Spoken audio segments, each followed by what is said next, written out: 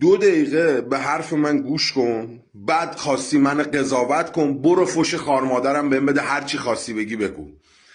یه سری از مردم میان میگن آقا خدا کنه جنگ بشه، خدا کنه حمله کنن، یا یه سری از این دولت مردای خودمون میگن آقا ما آمادگی داریم برای جنگ. ببین ملت ایران، مردم، به قرآن اگه جنگ بشه تنها کسایی که خسارت میبینن مردم عادی هن.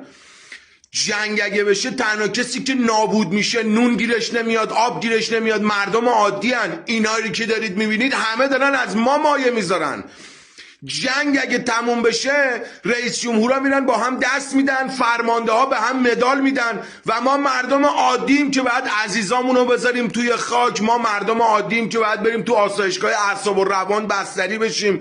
بازمانده های جنگ ایران و عراق رو ببینید. جنگ اگه تموم بشه ما بیچاره این مردم ایران بدبختن. اینا همشون دارن اما مایه میذارن. این اولدرم بولدرم اینا همه از ما دارن مایه میذارن.